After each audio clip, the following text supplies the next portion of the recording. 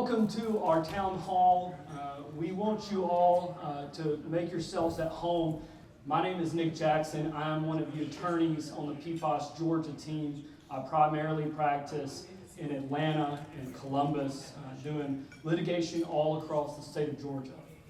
2 years ago, we began this project with this great team that we've assembled and what you all now know today as PFAS Georgia. It all started with a simple town hall in Chatsworth, Georgia on a Friday night in September of 2024.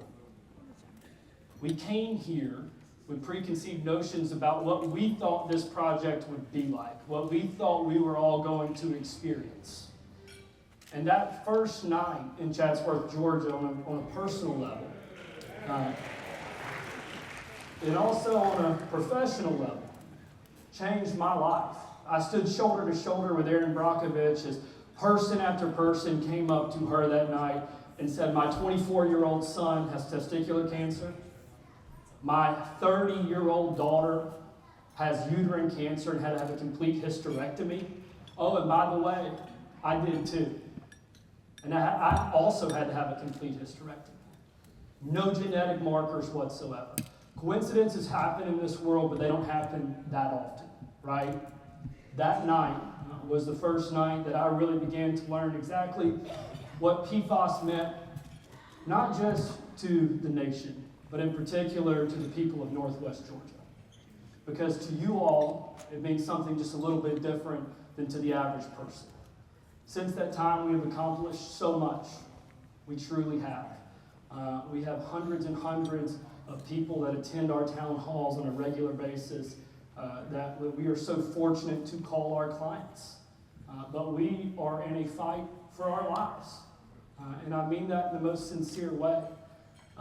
And year after year, 2025 session, the 2026 session in the legislature, bills have been introduced which would immunize certain corporate entities and other players in PFAS from any form of PFAS litigation. And this is what has actually changed my entire perspective on this entire project for me. Because that is what, in that instance, that's when I learned exactly what PFAS was truly about. This past year, 3 bills were introduced in the Georgia legislature. Many of you have heard about these bills, but I just want to briefly touch on them tonight before turning it over to Ben Finley, who's going to speak more about this issue. HB 211 was a bill that would completely immunize certain industries in the state of Georgia from PFAS litigation. HB 1212 was a piece of legislation that, get this, on any proceeds from a PFAS-related lawsuit, there would be a tax to the tune of 50%. 50%. That anyone who received those monies, cities, counties, get this, the state of Georgia, would have to pay to the state of Georgia. The way the bill was written, the state of Georgia would actually have to cut a check to the state of Georgia. Didn't make much sense. But in that moment, our entire client base united behind us. In a moment of unity, when I called on our clients to go down to Atlanta and testify against these bills with me, they did it. Here I am. I'm not from Dalton, Georgia. We had trouble finding event space for our first town hall when we came here in September of 2024. Here we are 2 years later with people that I can call on a moment's notice that will drive down to Atlanta with me to support me, right? But here's the kicker. They're not there to support me. And these people's hearts, they're there to support each and every one of you. That's what they've done. So Erin Brockovich, I know many of you would like to see her here tonight. Unfortunately, she had a family medical emergency and she won't be here. She will be here tomorrow in Dalton to make up for it and to meet with people. We invite you to try to come to that if you can. Ask our team members for more information on that. And also, while I'm on that point, there are question cards for each and every one of you to fill out at your table on top of the boxes. Please do that if you have any questions so our team can reach out and contact you. Just hold them up at any point throughout this presentation. There are people all around this room in PFAS Georgia shirts that will gladly come and pick this up. But our team, and I mean our clients, you've unified behind us, united behind us, and fought back against something that was bigger than just themselves. These are everyday people. I chose to do this. This is the profession that I've chose. I chose to stand up here and represent people like each and every one of you in this room. These are average citizens. Martha Bradford's a retired school bus driver for Whitfield County Public Schools. But when I called her on a Sunday night and I said there's a hearing in Atlanta at 9 a.m. on Monday morning, she was there. Amber and Leroy Fletcher, I don't know if they're in this room tonight. I hope they are. They've been at almost every one of our other town halls. They came to every single thing that we asked them to because it meant that much to them. Ronnie Anderson, I know he's in this room right there. He worked in industry his entire life. He went down to Atlanta to give his perspective on this entire situation on behalf of so many of you in this room. That's what Aaron Brockovich is about. That's what the movie's about. It's about one person who wasn't a lawyer, who made a difference because she fought back for something that she believed in. That's what we've seen time and time again throughout this entire project, is that these people, more so than I have been able to show up for them, continue to show up for me. That means a lot to me. So at this time, I'd just like for all of you to join me in thanking Martha Bradford, Amber and Leroy Fletcher, and Ronnie Anderson for what they have done to advocate for the people of Northwest Georgia and the entire state of Georgia. Please give them a hand if you will.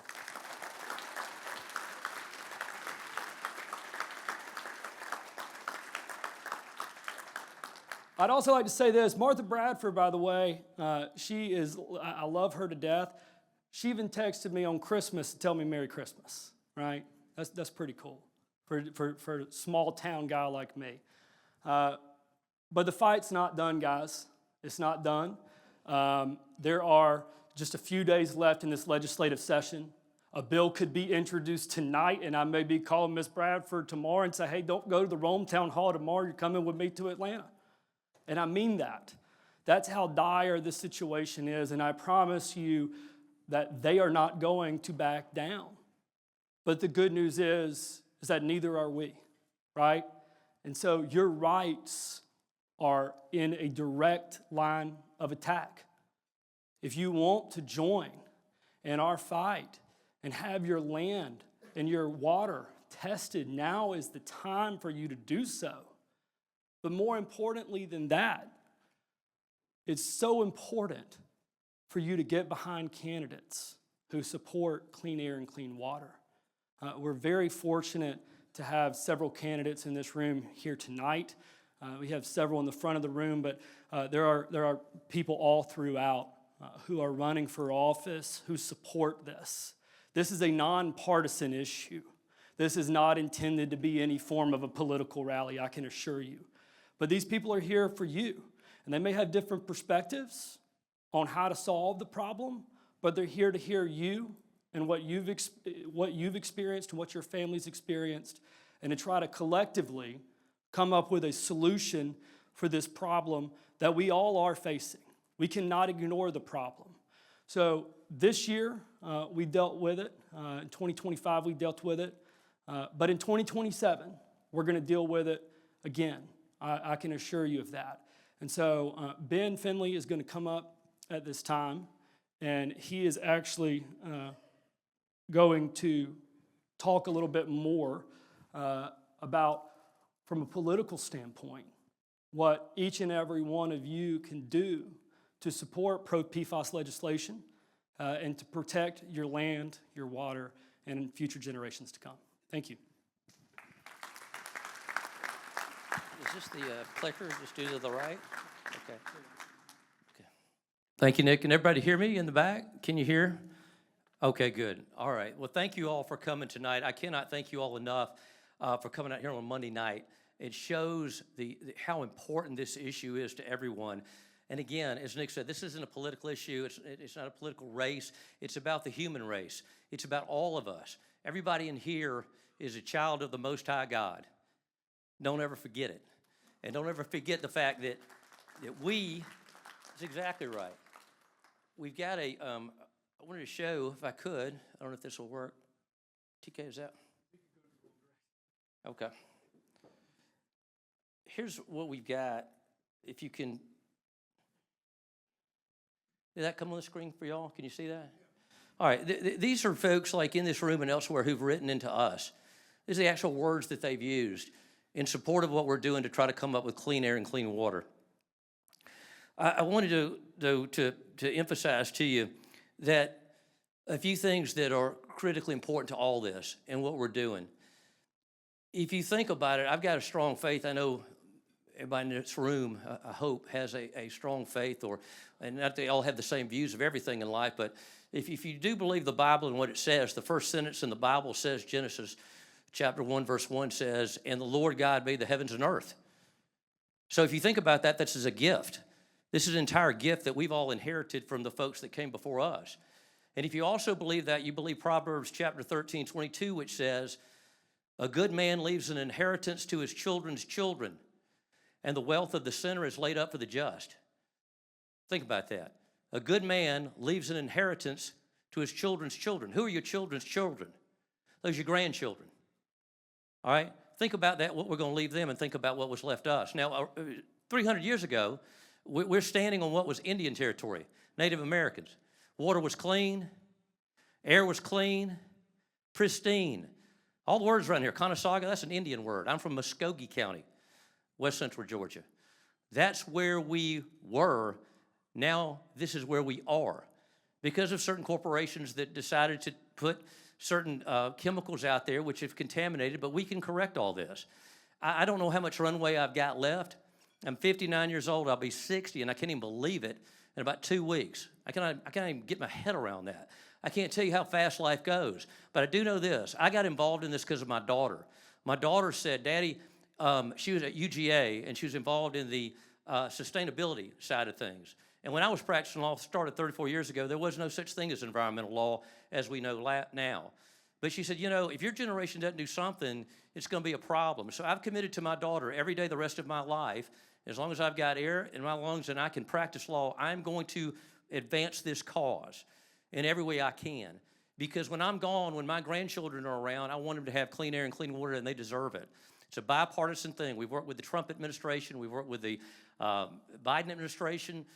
We've worked with and have the top water expert in America, Bob Bowcock, you're going to hear from tonight, who's testified before Congress. You're going to find people who truly care, including many of the people who are running for office and those who are elected officers. And I'm going to introduce three of these gentlemen here in just a second. I introduce you to them, and I can tell you that we could not go wrong if any of these three gentlemen are elected to the offices that they're running for, because their heart's in the right place. They care. You know, it's funny how we've done these presentations, and I've tried a lot of cases, and I've, done PFAS presentations. But it's funny to me, yesterday, a song came on the radio by Don Williams. And I don't know, half people have no idea what I'm talking about. Half the people in the room do know what I'm talking about because they're not in their heads. But Don Williams had a song called I Believe in You. I Believe in You.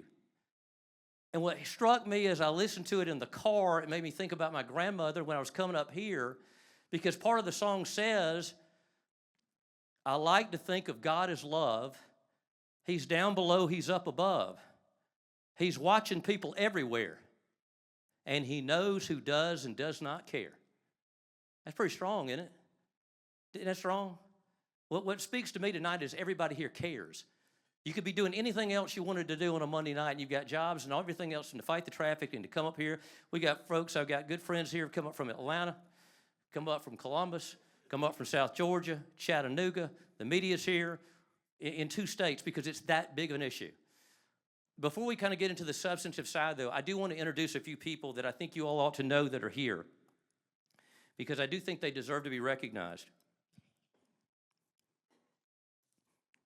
Sean Harris is here, obviously who's running for Congress in the 14th District. Clay Fuller is here as well, 14th District. Philip King, Commissioner District 1, is here. Quentin Postel, State House candidate. Marty Brown, running for District 54. Gary Fuller, who's also running. Kathy Cott for candidate for Georgia State House. And Eddie Hall, who's running for District 54 as well. But before we kind of go a little bit further, I do want to say a couple things about Clay Fuller and Sean Harris. Clay Fuller and Sean Harris are the two gentlemen in the front row right here who are running for the 14th congressional seat. They are both fine gentlemen. They both have a good heart, and they both, I can tell you, will represent this district well in Congress. It's a big deal, federal government and Congress, and the power that these two gentlemen will have. But I can tell you this, one of them will advance and go to Congress and do great things. The other will go on to do great things as well with some other form. These are the type of leaders that we need. These are the types of folks that could be anywhere else themselves. They could be campaigning all over, but they're here tonight. And I think on the federal level, I'd like you all to recognize them and join me in a round of applause for them being here tonight.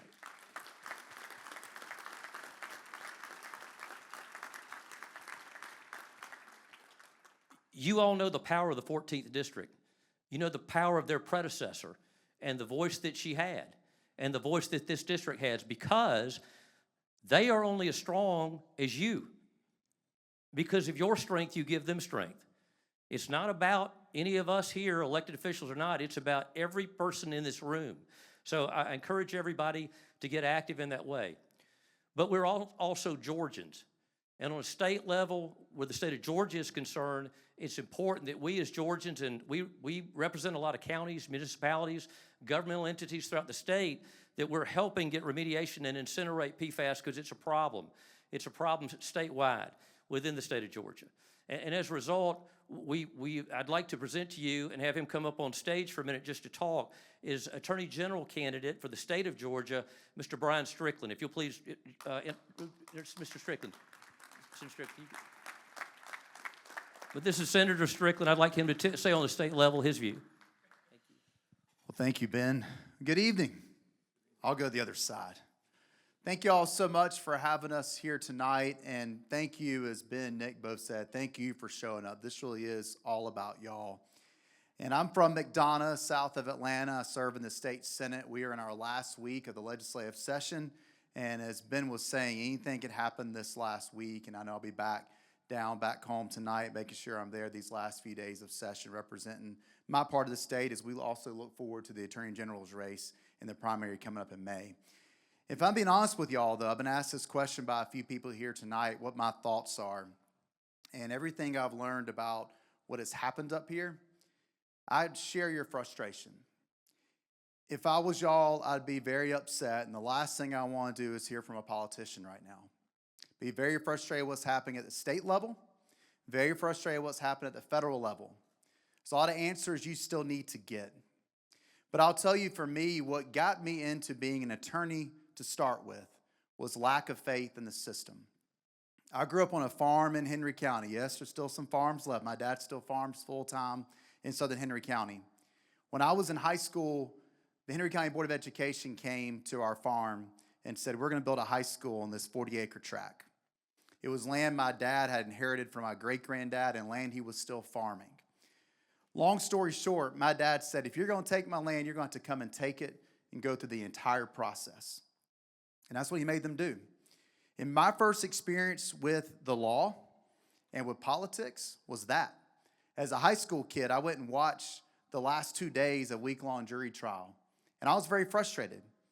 You know anything about eminent domain law, they were going to take the land, but I felt like my dad was taken advantage of. And I left court that week not happy with the outcome that we had because they got the land. But I left with a big appreciation for the process. Because what I saw is the court process, which really is the foundation of our republic, is the only place where the person with none of the connections, none of the resources, none of the money can go toe-to-toe with all the powerful people, the person with all the resources. and all the money. And what I also learned is that private property rights can't be taken for granted. That is what makes our country unique in our world, the idea that you actually get to own property. And what I saw play out that week is a reminder to me, something that I kept with me and something that inspired me to be an attorney, is sometimes when the system doesn't work, when government lets you down, when people let you down, there's only one place you can go, and that is the court system. And that is why I have opposed these bills that were mentioned. Some of the people that have filed them are my friends, but I think they're wrong on this issue. The last thing we should be doing right now is keeping you from having access to our courts. Because that's the only way, thank you. That's the only way we're going to find the truth, and that's the only way we're going to move forward here in Northwest Georgia. And I come here tonight to say I'm here to listen, I'm here to learn, and I'm here to remind you that you do have people fighting for you every single day. And the number one thing that we need is y'all to keep doing exactly what you're doing tonight and keep showing up and fighting for yourself, because we're all in this together. We're going to move forward as a state, but it really starts with y'all. And thank you so much for letting me be a part of this tonight.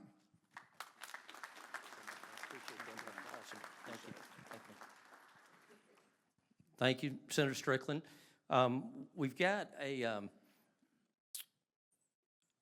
can y'all see the Senator Strickland on the screen there? We've got our other candidates as well on the screen. And as I said before, you know, when we talked about this, that's where we are, right? That's where we are. In the beginning, God created the heavens and the earth. And so what we're going to do is we're going to continue to move forward. But as Nick said, there's legislation that could pass because the legislative session ends on Thursday. It's called Sine Die, which is the last day of the session. So if there is, you know, somebody that is trying to advance a bill, and I can tell you this, encouragingly for all of us, no bill has made it out of the House where PFAS is concerned, and no bill has made it out of the Senate. So Democrats and Republicans have come together to make sure that those bills don't go over to what we call crossover day, which is an important measurable in terms of how we look at legislation. But as we move forward, I want to introduce you all to our team. You can see some of the folks on it, Noah Wexler, Jason Itkin, Nick Jackson, and others. But I'll tell you, when we got involved in this, and to give you a little bit of color, I've handled some environmental cases initially with a BP oil spill. But again, what got me very interested in all of this is my daughter, Elizabeth. I recognized early on the interest that were out there with companies like 3M in Minnesota and these large out-of-state corporations. And I knew, practicing law, that we would have to assemble the best and brightest lawyers in the country who could do environmental law. Number one, you've got to have the right talent, just like in sports. I mean, if the other team's got great athletes, you better have some on your side as well. But also, it was going to be an issue of finances, resources, money, the ability to match up with them in that way, and also fund litigation. We do things on a contingency fee basis. We put up all the money, and you won't find very many lawyers that handle environmental cases on a contingency fee basis and front the expenses and can match up with some of the largest corporations in America, like 3M and Daikin and DuPont, these large out-of-state corporations. So we assemble that team. And along with Aaron Brockovich, whom we've worked with, we brought that team to the state of Georgia. You can see our other team members, and it's not just us. We've got a community outreach team. We've got a team of experts, as you can see. We've got cards as well that we want you guys to look at, and TK's going to modify something here while I just mentioned that.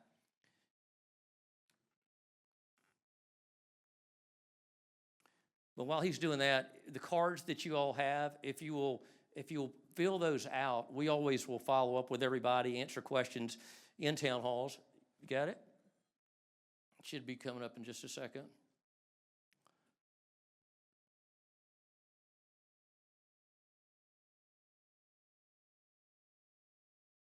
Yeah, it's on their screen there.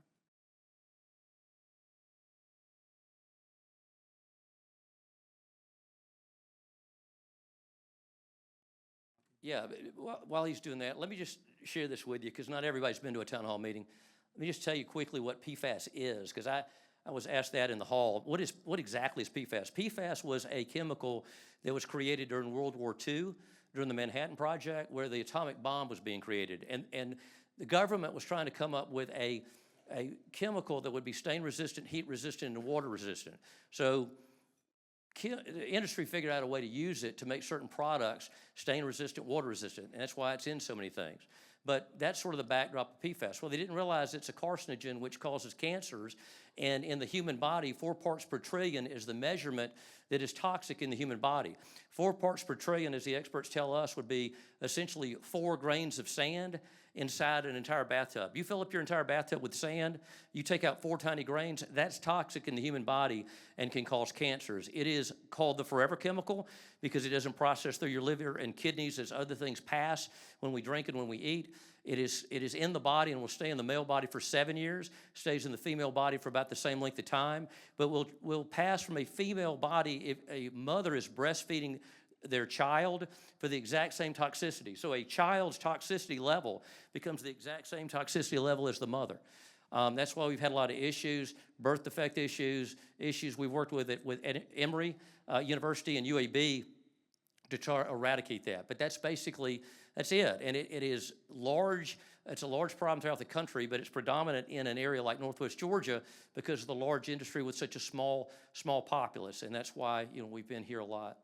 But our team, as indicated, we've assembled the best and the brightest.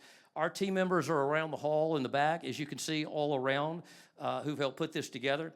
We've got a great group of lawyers, paralegals, staff. We've had up to 25 people working at our offices every day in Dalton, Georgia, to combat the crisis in Northwest Georgia in particular, which applies to all of you all. But don't make no mistake, we represent folks statewide. We represent Gordon County, Catoosa County, Murray County,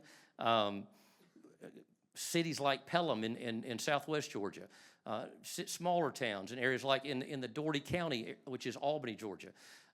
We've got counties and cities throughout the state that have approached us, we currently represent or we're about to represent, and it is a statewide issue that affects everybody, not just everybody in Northwest Georgia. We just happen to be in Northwest Georgia tonight. And again, because of the concentration of certain industries here, there's more of a predominance in issues that we see at a higher level than others, and our expert, Bob Bowcock, is going to talk to you about that more. So the crisis, as you can see, the issues and what's happened, and what I'm going to show you are a few slides that involve the media and what's happened. And this is a credit to this team that I just identified. These articles have all come out in the last 2 years, and they are from folks like Atlanta Journal-Constitution, Chattanooga Free Press, the Atlanta television stations, Frontline. Frontline did a national story on public television and interviewed our clients, among others, who have come together in support of this mission. You can see the Frontline issue. I encourage everybody, don't just come to a town hall meeting. Learn on your own. Research this. Google it. Tell your neighbors about it. Tell your friends about it. Because we have seen things, for example, where a mother and her daughter and her sister will all have breast cancer or uterine cancer, and we'll have doctors which will identify the fact that there is no genetic marker. It is not an inheritable genetic trait through the blood testing and other work that they do. Therefore, it is from the environment that the doctors conclude that they have received and have gotten those kinds of cancers. We've seen kidney cancers are predominant of that, testicular cancer in men. We've seen breast cancers and some that are more predominant. There's 24 allegedly associated with PFAS. There are at least 6 that the courts, it appears, are going to be very clear about that would be, we think, either compensable or would be recoverable based on the science and based on the evidence. Frontline and others, and I won't bore you with a lot of this because I want you guys to hear from Bob with the data and the testing, because we have tested in many of your houses, your water, many people in this room. We have the largest data set of any group of people in the United States, with data sets that provide conclusive information with the hot spots and where the more problematic areas are. And Bob will show you that in just a minute. Again, these articles continue with the Chattanooga Free Press and others that we've talked to frequently. But in the interest of time, to move things along, I'd like to introduce it to our next speaker, Bob Bowcock. Bob has been working, and he's worked with Aaron Brockovich for at least 15 to 20 years, but he is the #1 water expert in America. He has testified before Congress. He's working with Bobby Kennedy in the Trump administration. He worked with the Biden administration before that. He is the best and brightest in the country, and fortunately, he is our expert. So without further ado, if you'll please join me in welcoming Bob Bowcock. Thank you, Bob. You good? You good? Not working? Yeah, you can see it, but it's just small. Oh, no worries. You good? Okay. Do I need the microphone? You're gonna need that. Thank you. For those of you that have been paying attention, there's been a little bit of technical difficulty here, and I don't sing and I don't tap dance as well as Ben over here, so you're just gonna have to bear with me. Oh, we lost our dignitaries here. Unfortunately, I wanted to make sure that the two congressional candidates knew that in the U.S. Congress there is a bipartisan committee of PFAS. It is the PFAS Task Force, and it was formed by Republican from Pennsylvania, and it was formed Brian Fitzpatrick from Pennsylvania, and Dan Kildee, who was from, at the time, Flint, Michigan, and I was the expert witness in the Flint, Michigan case. And so we had a Democrat and a congressman. It's running about 140 members of Congress, and one of these two gentlemen better be on it when I get back to Congress, and they're back there. And if they don't, I'll let you all know why they're not there.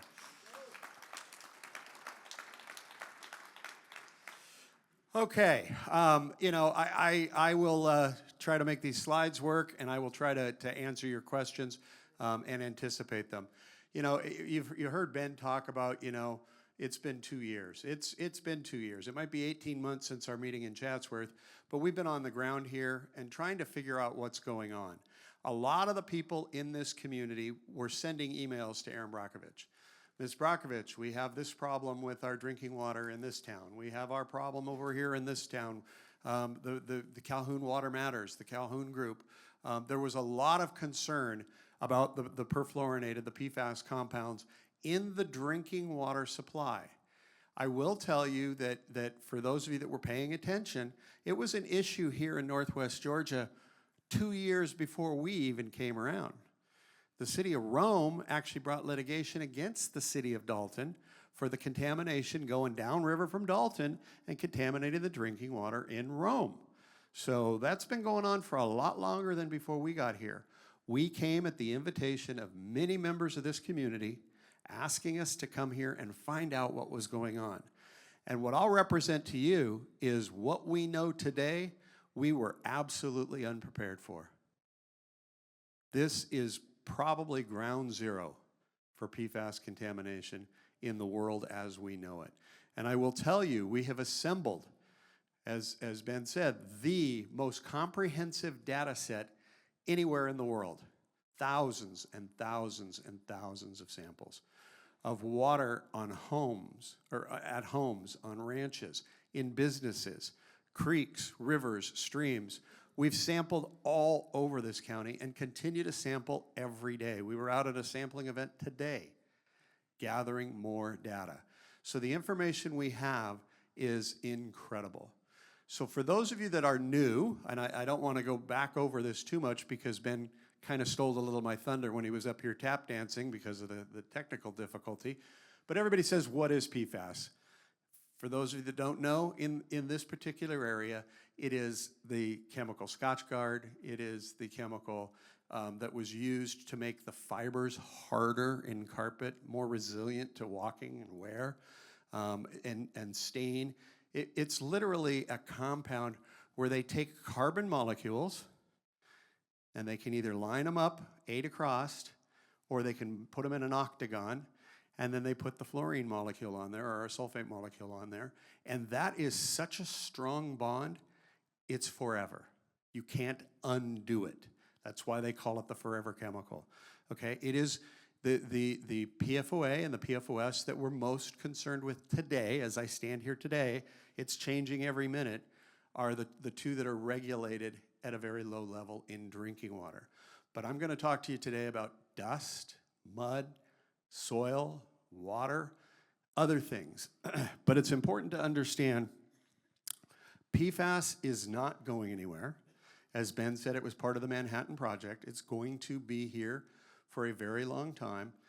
But I want to make sure you understand something that's very, very personal and very specific to Northwest Georgia, because you have a lot of fingerprints and a lot of data and a lot of things that we're learning every day, day in and day out.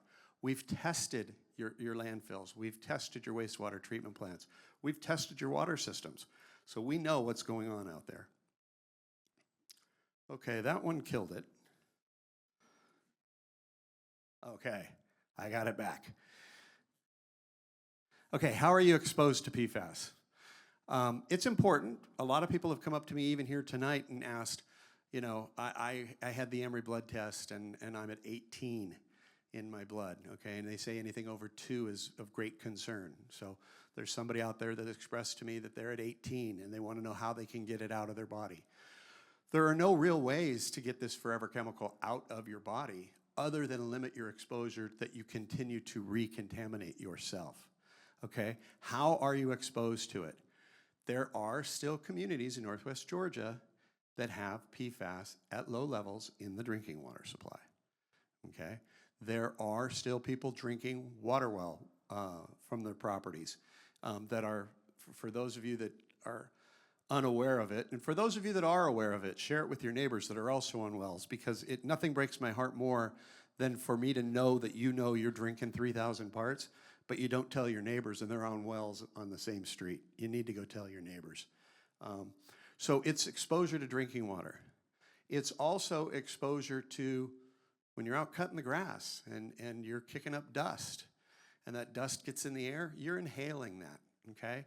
That is a way you're becoming exposed to PFAS. It hits your lung tissue, it hits your mucous membranes in your nose, goes into your bloodstream. You got it for another 7 to 8 years.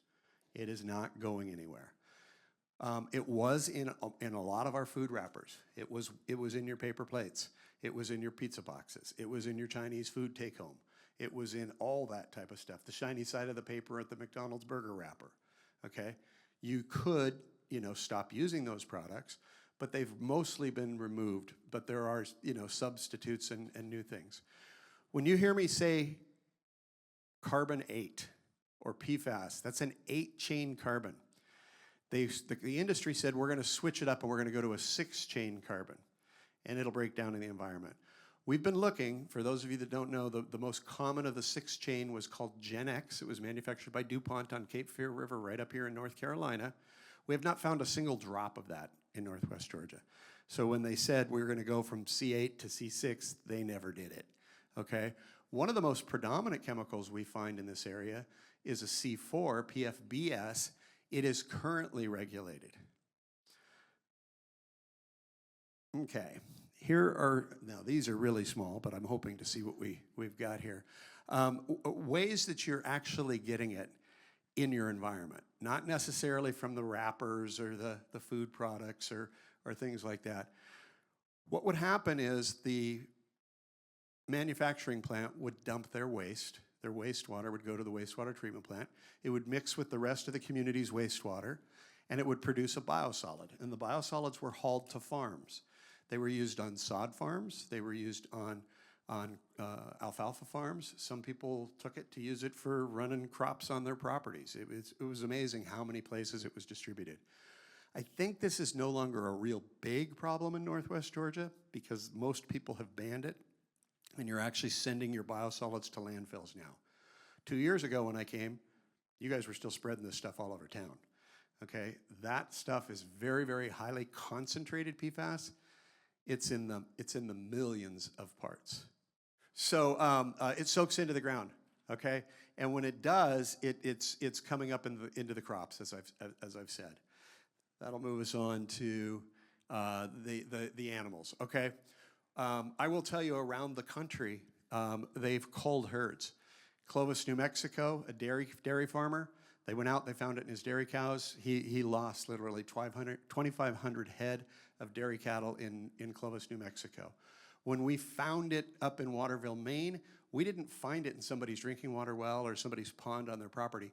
We found that stuff in a bottle of milk at the grocery store, okay? It follows the protein chains. So what that means is it'll go into the big leafy greens, okay? You don't find it so much in carrots and potatoes and the starches, but you will find it in the protein chains, the alfalfa, okay? And then that turns into dairy cows feed, and then dairy cows ultimately into dairy products. It's scratched up in poultry. Literally free-range chickens, they're scratching up that same dirt, and we'll go over the dirt tests that we're finding, and it ends up in the eggs, So it ends up in the eggs, it ends up in the poultry, it ends up in the beef, it ends up in most of the agricultural products. Number 5, PFAS hunting and fishing. This is something that has always concerned me out here in Northwest Georgia.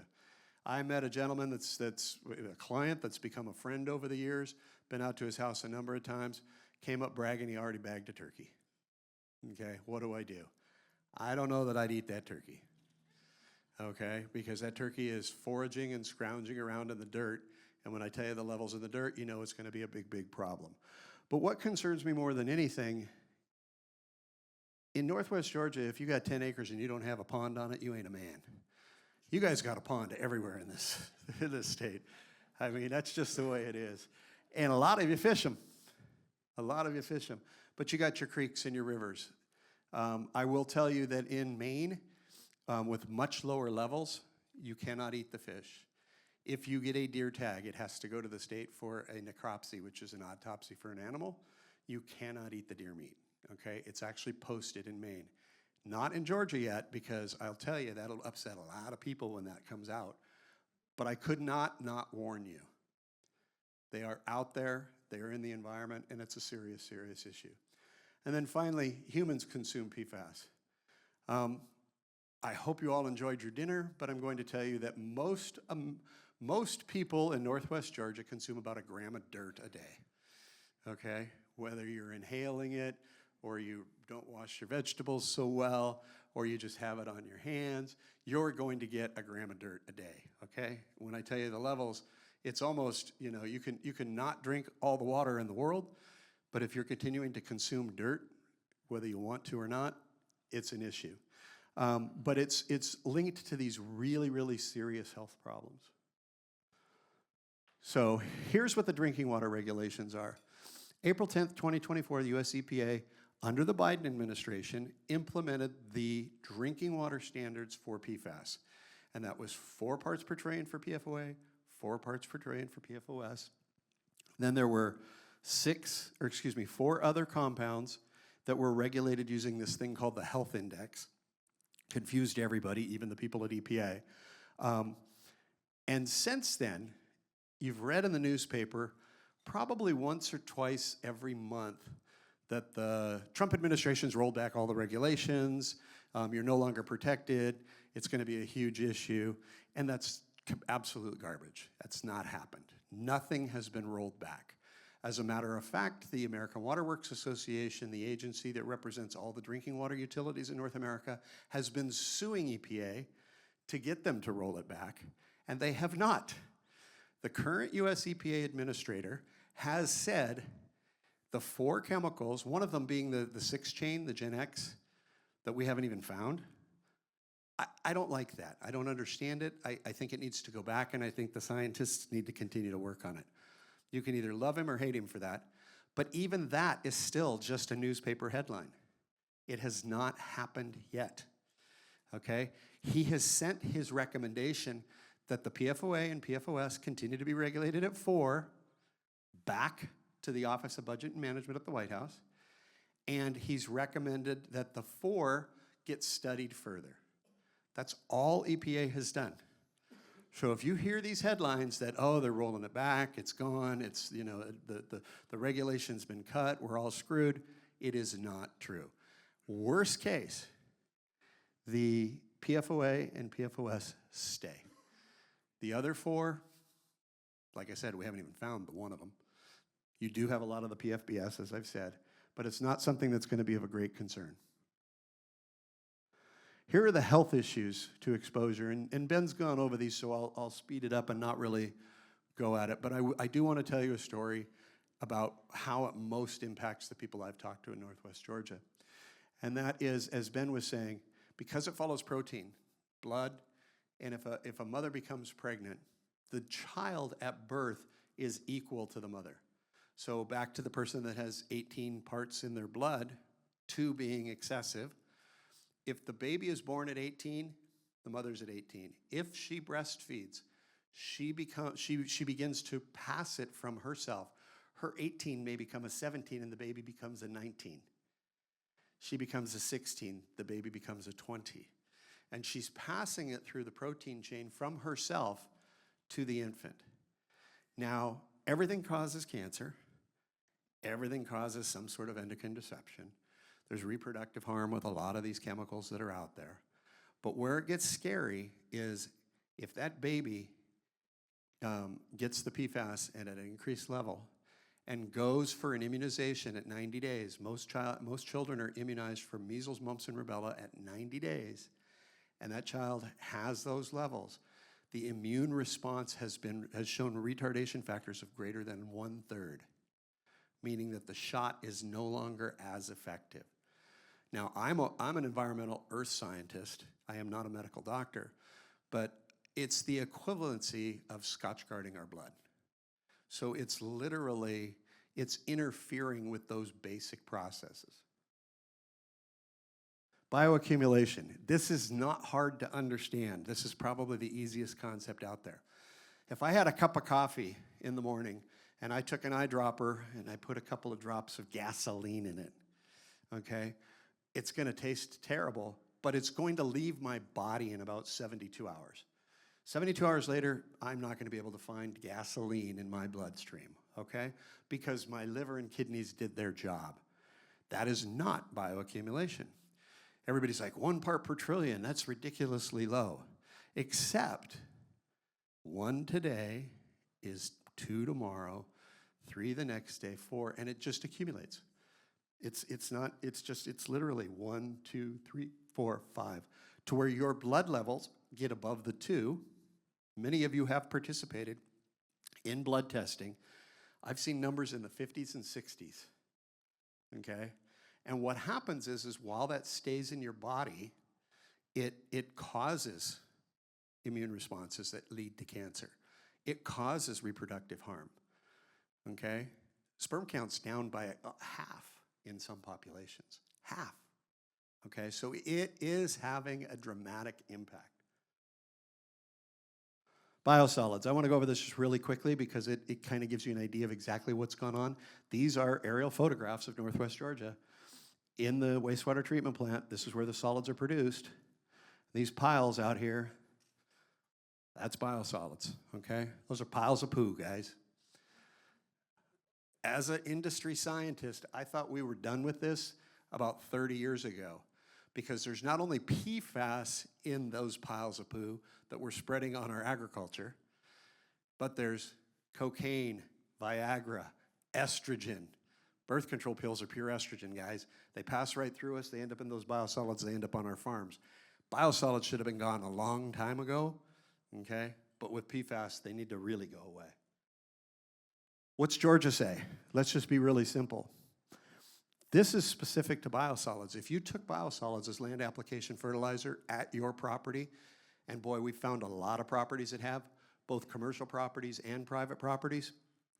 If you took it and it rains on your dirt, just rains, and that rain runs around your little pond, past your creek, goes out and crosses your property line to your neighbor, Georgia says, thou shalt meet drinking water standard at the property line.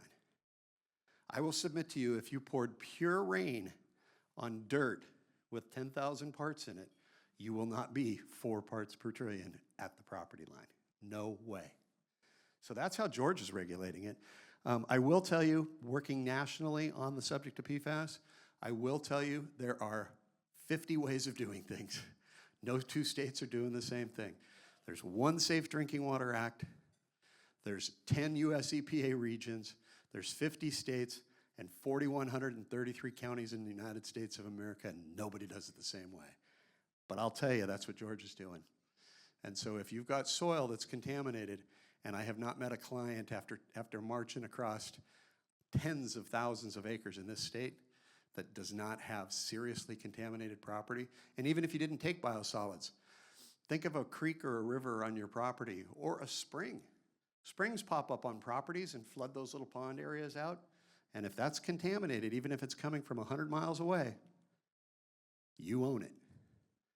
That soil's contaminated, your spring overflows, flows onto another property or into a creek, 4 parts per trillion at property line.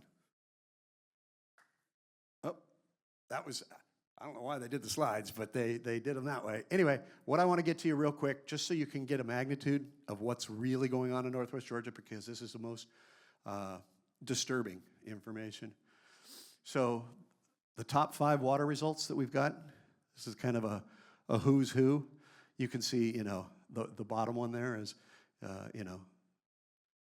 369,000, 307,000, all the way up to 151,000 for water. The topsoil, that's 2 million parts for the topsoil. And then the top dust. So, 1.542200 for the dust. Think of it this way, and this is kind of an average that I've used, having worked with the largest data set in the world. If you've got a pond that's at about 300 parts, some of you got ponds at 5,000 parts, and some of you got them at 100 parts. But if you got 300 parts in your pond, okay, and your creek, what we're finding is about 30,000 parts in the soil on your property, okay? And then if we're finding 30,000 parts in the soil on your property, we're finding about 300,000 parts in your dust in your attic. And what that means is you mow your lawn, you run the tractor, it's just a windy, blistery day. All that stuff accumulates, and that dust falls out in your house, in your attic dust. That's where you're getting exposed. You run your vacuum cleaner, you dust the wood, you're picking all that PFAS up, okay? And it is part of the consumption factor.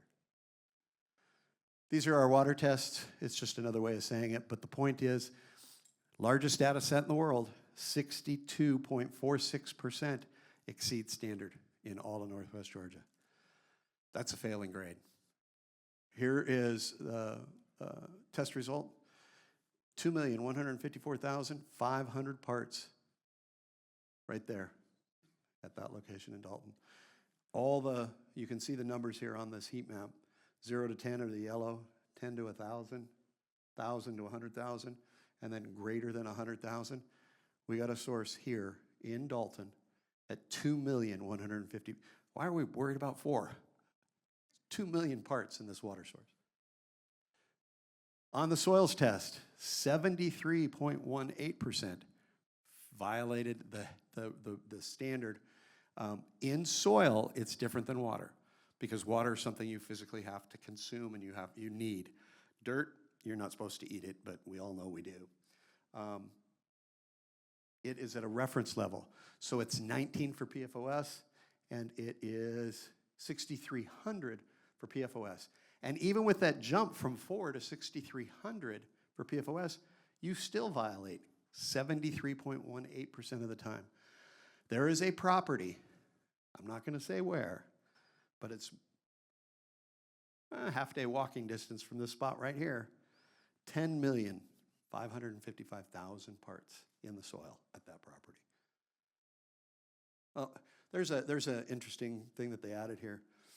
We've had samples that we send to the lab, and they've said, we'd really like to tell you what the result is, but you broke our machine because it was so high. Okay? That's what these immeasurables are.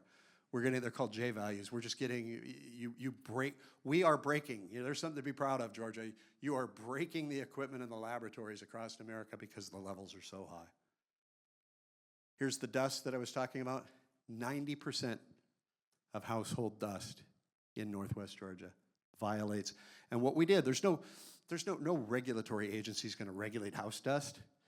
You really want to piss off the Good Housekeeping seal of approval. Regulate dust levels, okay? So they don't touch those. So we have to compare them back to soil. It is soil, okay? So 90% of the time you're failing that one. We have a house dust sample at 1,542,000. And these are, like I said, exponential as you go up the chain.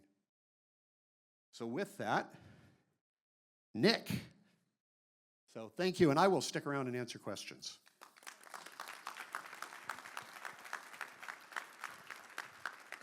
Thank you very much, Bob, and thank you for everyone for bearing with us during the technical difficulties.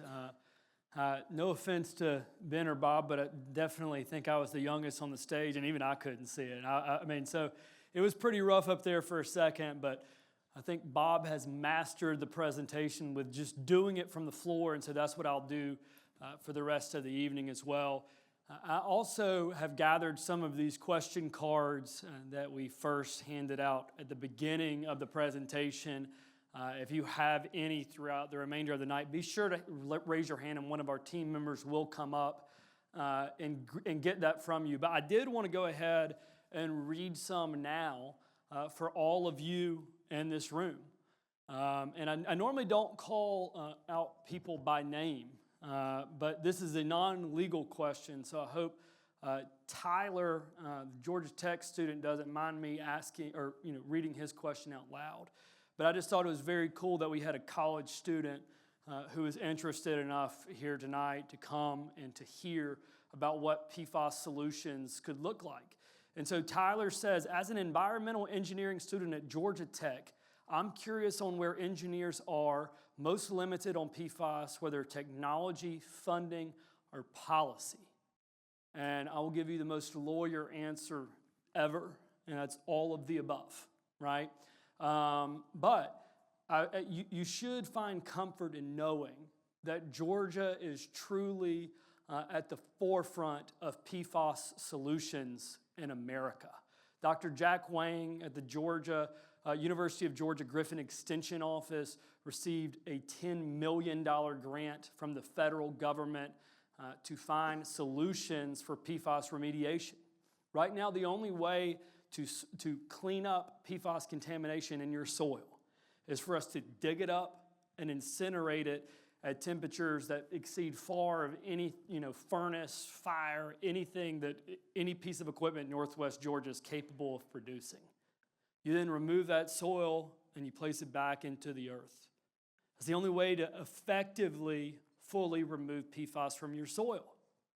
University of Georgia Griffin Extension is coming up with enzymes that will break down PFAS molecules, right?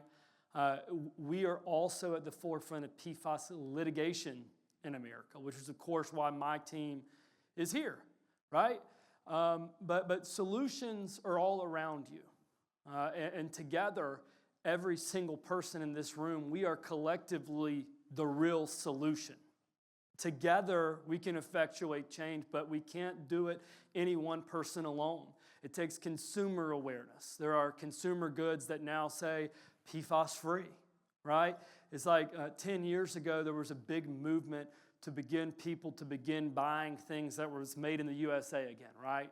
Made in the USA. It was on certain goods. And people intentionally purchased those items. I encourage you to do the same for PFAS. I encourage you to call your state legislator, right? Advocate for pro-PFAS legislation and tell them that you will stand up and you will advocate for the people around you, your neighbors, your family, and so on and so forth. But Tyler, I just wanted to thank you for your question. I thought that was very cool. Thank you for coming tonight. I also have a question from another person. I won't list their name or provide their name, but someone has a question. I would like to have the level of PFAS in my body tested. Where can I go for that? Your average primary care physician probably does not have the testing equipment needed to test PFAS in your blood. However, Quest Laboratories does now have a test that is available nationwide for about $250. There are some primary care physicians in Northwest Georgia that are now submitting PFAS blood testing to insurance companies, and they've been successful in getting them to cover that. I encourage you to contact your primary care physician and at least start there. And then there was another question, where should I get my water tested for PFAS? And ladies and gentlemen, that is the reason why PFAS Georgia is here. I encourage you to call our Dalton office or right off Benjamin Way. Please come down and visit us. And we're happy to either, if you wouldn't qualify for our testing standards, we can give you the name of our test so that you can purchase it. It's on the market for public purchase, so you can purchase it yourself, okay? but we are the starting point for so many of the testing issues in Northwest Georgia. As Bob said, we have the most comprehensive private PFAS database in the world. We have conducted thousands upon thousands upon thousands of tests. And that's something that has required a lot of time, money, and effort, and something we are very, very proud of. Yeah, I've got this question too that Doug just handed me. This is another question that I just want to make sure, because I think this is a good question people are curious about. I won't name the person without their permission, but the question is, we've been hearing about this for 2 years. What's happening? Is this going to court and when? Which is a very good question. We have cases filed in a number of courts throughout the state of Georgia. There's a case filed in federal court. We did not file, but our cases are primarily in state court in Georgia. And the way cases work, you file a case, the defendant answers or files a motion to dismiss, and then you get into discovery. And you ask for, ultimately, once you go through discovery, that's when depositions take place, documents are produced, interrogatories and requests for reduction of documents are responded to. And you go through all that, and then you go through an expert witness phase, and then you ask for a trial date. We can't try these cases quickly enough. We want to go to trial now. You can imagine the other side does not. We are pushing these cases as hard as we can, as fast as we can through the court system, and we're hoping for a trial date the first quarter of 2027. You would think that we could get cases before that or earlier than that. It's just not the way things work. Our judicial process is very slow, and I can tell you that the other side does not want us to randomly pick 12 people throughout the state of Georgia to decide this. We think the evidence is so clear. We think it's so strong on our behalf. So the cases are moving. We have had, we feel like, great success with regard to where we are in all of our cases. They're continuing forward. None of our cases have been kicked out that we filed by any judge. So, and if anybody has a particular question, just so you know, we stick around at these town hall meetings and we'll field questions privately, because some of you may be clients, some of you may want to be clients. But the main thing is, the main takeaway tonight is recognize the fact there are deadlines, there are time limits, and the legislative session is going on. It closes Thursday, and they're trying to tackle and change bills, which we can't control. So I highly recommend that you reach out tonight, this week, to your legislator, senator, representative. Tell them do not vote for any PFAS bill. And then also, if you have an interest in bringing a claim, you need to bring a claim, or you need to, contact us or lawyers that can help you in that space. Well, thank you, Ben. And that segues perfect into the next few things that I'm going to talk about. I'm going to do this very quickly. You guys have been very patient throughout the night, but I do want to give you all an update on exactly what our team has been doing for the past 2 years. You've heard what we've been doing from a water testing standpoint. And I really, that is something that I'm so proud of. You've heard what we've been doing from an awareness and advocacy standpoint. It's something that is very, very personal to me. I hope you all can see that, and I hope you all will come up and thank some of these people that we've recognized for advocating on your behalf when they don't have to. But in the courtroom, we have filed several lawsuits throughout the state of Georgia. We represent cities, counties, and individual landowners all across the state. Primarily, though, most of these are located in Northwest Georgia. This is a summary of some of the claims that we are going to, that we have asserted against the defendants.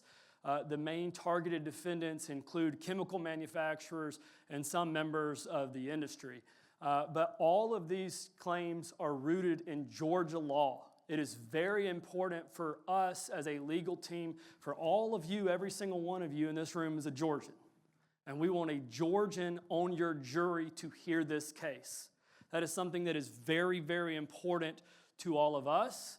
And so as a result, we have filed dozens of cases all across the state of Georgia on behalf of Gordon, Catoosa, Murray County, on behalf of Walker County. I saw there was a question that someone submitted saying that they lived in Walker County. We filed a lawsuit on Walker County's landfill's behalf to remediate their PFAS problem.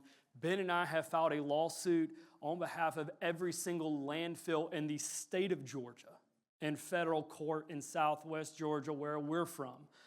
We represent cities and counties, not just in Northwest Georgia, but we also represent Dougherty County in Southwest Georgia, Meigs, Pelham, and people all across the state.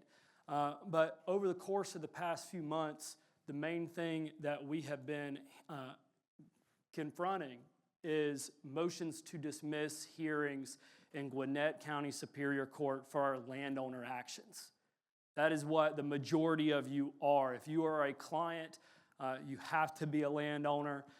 That is one of the requirements for you to join as part of the PFAS Georgia client base.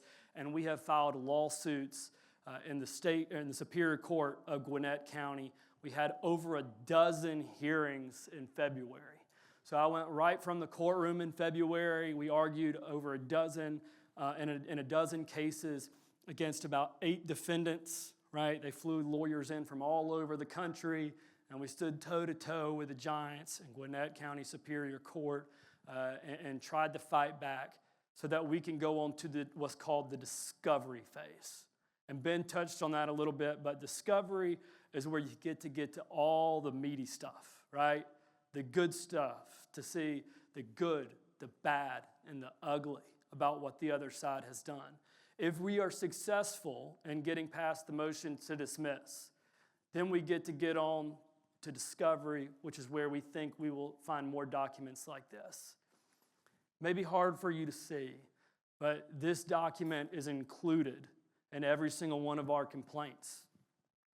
It is a result of a scientific study that was conducted by 3M in the 90s. And it focuses uniquely on Dalton, Georgia. This is a company that's based in Minnesota that is worth tens of billions of dollars.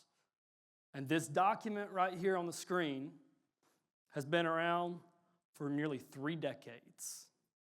This is nothing new. And you will see where there's a 3M manufacturing facility in Decatur, Alabama, where PFAS was made. And it was transported by rail car to carpet mills in Dalton, Georgia. And then we go through all the way through how it went to wastewater and sludge application, to the food chain, to sewer, right? Most importantly, it ends up with humans, right? That's ultimately where it ends. Every single person in this room likely has some level of PFAS in their blood. Every single one of you has a different story, health, family, and otherwise. Other people have had more severe responses, some not as severe. But the knowledge about this has been around for decades. We expect to find more things like this in discovery. And I hope next time we have a town hall, we'll be able to show you more documents like this. This is something that's already publicly available to us, right? Our landfill actions on behalf of Catoosa, Gordon, and Murray, I do want to note, we have successfully made it past the motions to dismiss stage, and that we are receiving documents at this time, and we're about to begin depositions this spring. But the landowner cases, we could receive a ruling any day. But this is the type of stuff that we expect to find.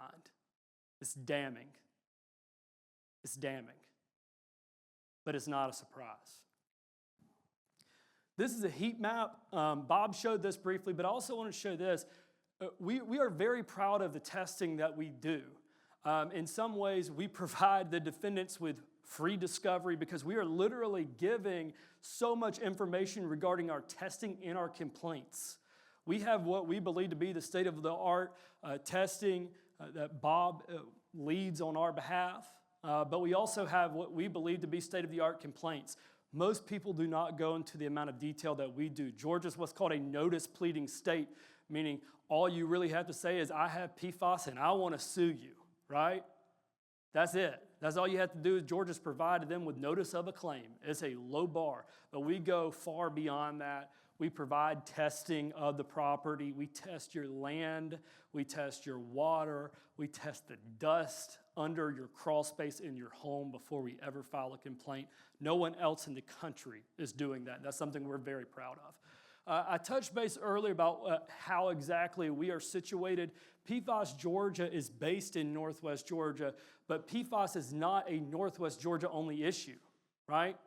We are here to tackle this issue statewide, and so we are doing that. We represent the city of Griffin and Spalding County. We represent Blakely and Early County.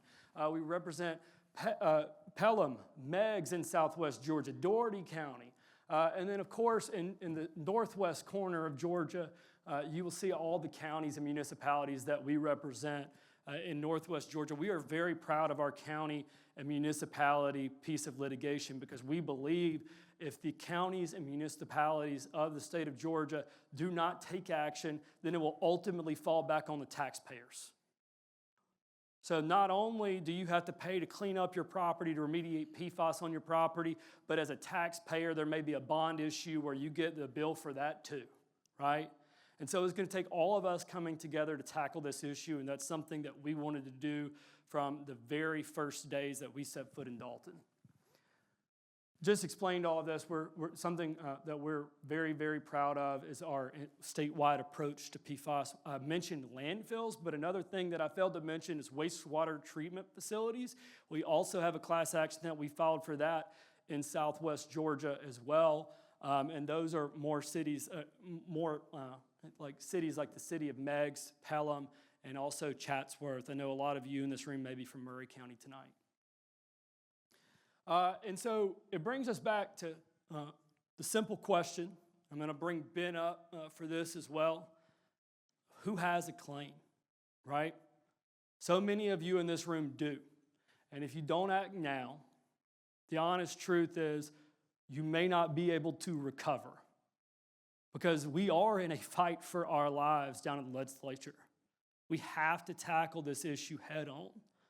So many of the bills that have been introduced would either remove your ability to bring a lawsuit, or how about this, if you receive $1, you got to give 50 cents of it to the state government, right? So it either removes your ability to file a lawsuit or it removes every incentive to file a lawsuit. And that's exactly why you need to act now. If you're a landowner, if you're a business owner, if you're a farmer, if you're a recreational land user, individual, you could potentially have a claim. We are very proud of the farmer base that we represent. Farmers are the backbone of this country. I believe that. My brother-in-law is a cattle farmer in East Alabama, and I know the impact that an issue like PFAS can have on farmers. We're not naive to that. It can be devastating. But the solution is not to do nothing. You can't bury your head in the sand and just wait for some magic solution to appear. We can't do that. We have to act.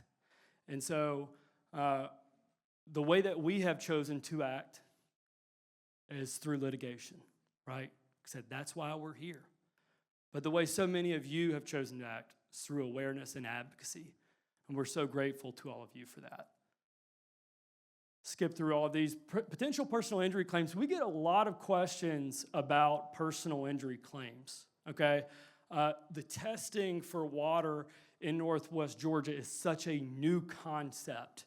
It has not been done on a large-scale basis for the amount of time needed to really have the science that we would feel comfortable at this point bringing a lawsuit. But there are other law firms across the country that are accepting personal injury lawsuits.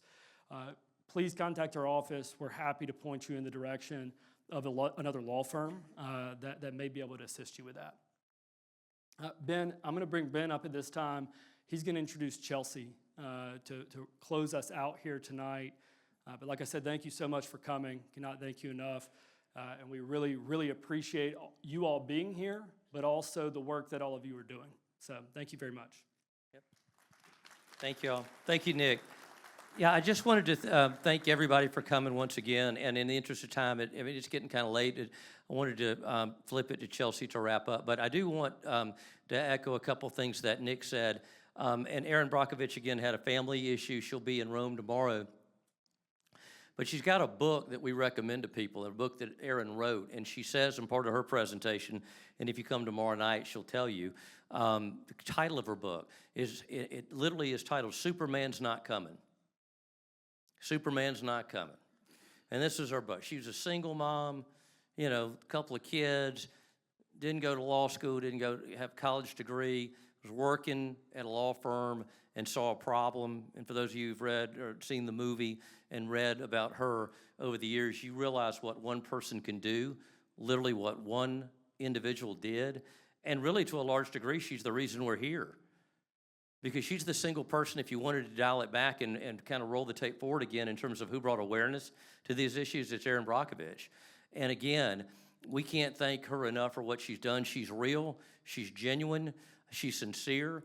She will stay until the last person leaves. She's an incredible heart. And I think that she shows that she has that within her, but each of us have that within each of us, right?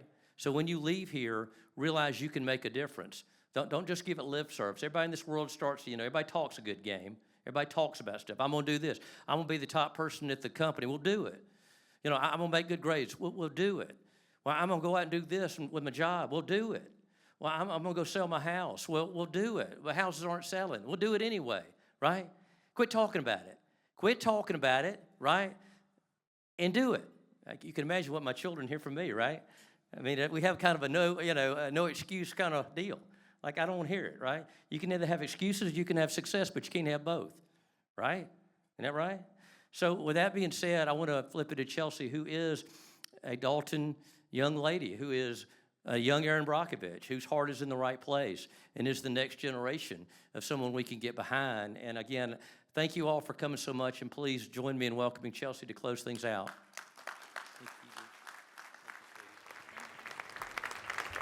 Wow, that was such an entrance. I hope I live up to that. I'm not even going to pretend to know how to use that, so I'm just going to talk to you guys. I'm going to tell you a quick story about when I was 8 years old. My mother told me to go clean my room. So I ran to my room and shoved every single toy I had under my bed and everything else in the closet and shut the door and called it clean. And I remember her standing in the doorway very unimpressed. And she said, "Okay, this is not clean, you know that, right?" And she went under my bed and ripped out every single toy that I had. She went in my dresser and pulled out every piece of clothing. She opened my closet door and ripped out everything, even on the hanger. Even on the hanger, she ripped it off. And it looked like there was a tornado in my room. And she said, "I know this looks really, really messy, but that's how you know it's about to get really, really clean. Because you have to expose everything that you've been hiding under your bed. You have to expose everything that you've been putting in your closet for the last year that doesn't belong." And that's exactly what this team has done for the last year and a half. They have exposed exactly what the industry has been dumping into our waterways, spreading on our lands, and we will continue to expose it. And we're not afraid. And they want you to be so afraid and see, like, this is so messy, you're never gonna get out of it. Not true. This is the biggest sign that we're actually gonna have clean water, we're gonna have clean land, we're gonna have accountability, and we are gonna have justice.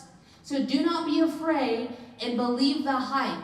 They want you to believe that they own this town. They want you to believe that they built this town. They did not build this town. We built this town, brick by brick. They want you to believe that you can't do anything without them. Really, they can't do anything without us. That's the truth. So you need to be able to stand up and fight for the future of your children. This is it. This is the movement. It's not about being a Democrat. It's not about being a Republican. You've seen that here. This is the movement of this time. The nation is watching exactly what you all will do. It's time to stand up and speak up. And if you're willing to do that, I want to see you right now stand up and make some noise for the future of your children. Keep standing. That's a nice applause for your mother-in-law, but I said the future of your children. Keep standing. I want you to notice how the energy of the room shifted when you stood up. The energy shifted when you said something. And that's what you need to take from this day forth. You need to stand up in every room, on every podcast, on every Facebook post, Instagram, TikTok, wherever you are, you need to be standing and you need to be speaking. We are a land of people that were never silent. Why are we pretending to do so?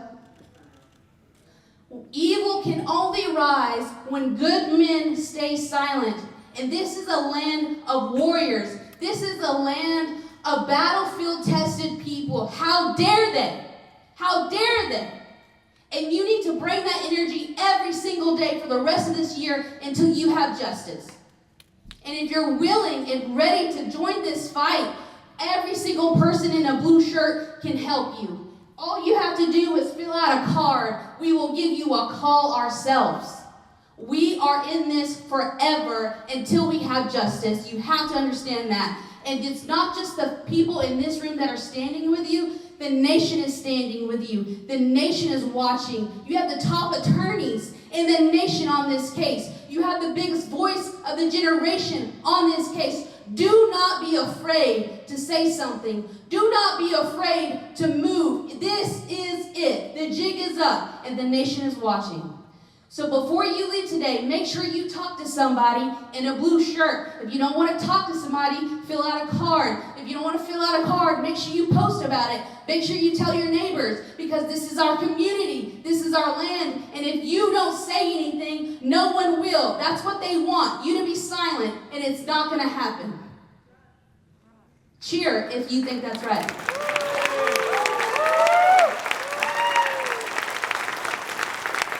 I do appreciate everyone for coming out tonight. This is a big shout out to this community. Make sure you post about it. Make sure you talk to somebody on our team that can help you. If you know somebody who wants to get tested, make sure you talk to us. Ben and Nick are going to be here until all your questions are answered. Thank you so much.